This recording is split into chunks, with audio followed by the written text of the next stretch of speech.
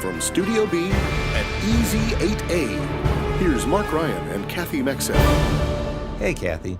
There are a lot of people out there that want to get SBA 8A certified. Let's talk about the qualifications for the certification so they can learn more about it.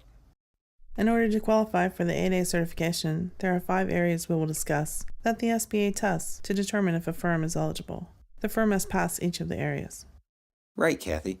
The areas are establishing the owner of the firm is socially disadvantaged, establishing the owner of the firm is economically disadvantaged, the owner must not have any ethical issues and be free from ethical entanglements that might impair his or her judgments, establishing the owner of the firm has unconditional control of the firm, and establishing the firm itself has the potential to complete federal contracts. That's right, Mark. Now let's talk about them in more detail. The first one is social disadvantage.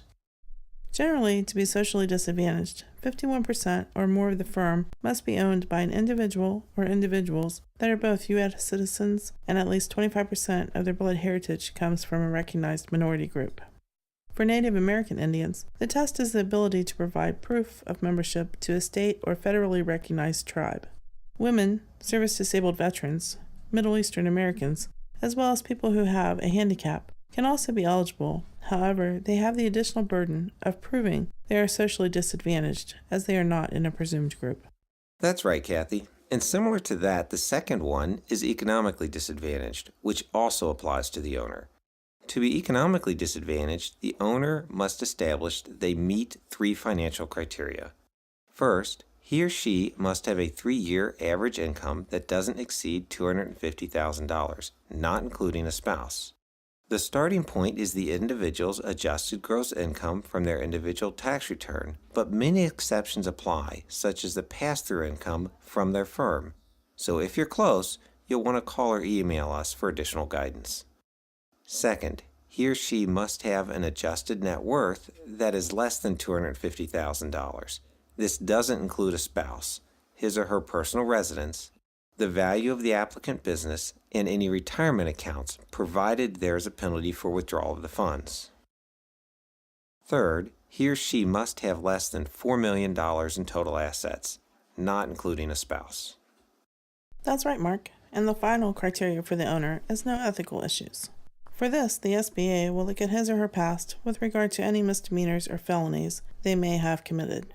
The SBA will want to see that it was minor or some time has passed with no repeat issues. Additionally, the owner cannot be a current federal employee. They must be up to date on their federal taxes or have a payment plan in place with the IRS. Lastly, there is a waiver process if a family member currently or in the past has owned an 8A firm. Thanks, Kathy. Well, we've covered the 3 areas that pertain to the owner. Now let's discuss the 4th and 5th areas that pertain to the firm.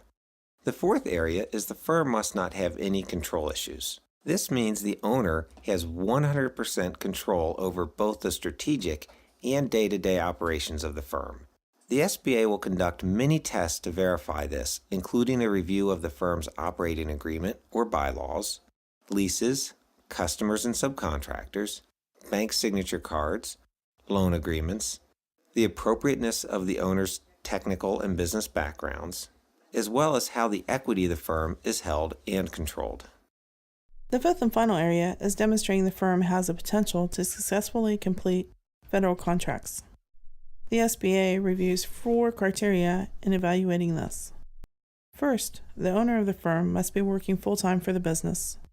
Second, the firm should be currently profitable on its most recent tax return and have a positive net worth. Third, the firm should have been in business for at least 2 years prior to applying. In some cases, a waiver can be granted for this rule. Fourth, not more than 70% of the firm's revenue can come from a single source. There can be an exception if the firm is applying with a waiver for item 3 under 2 years in business.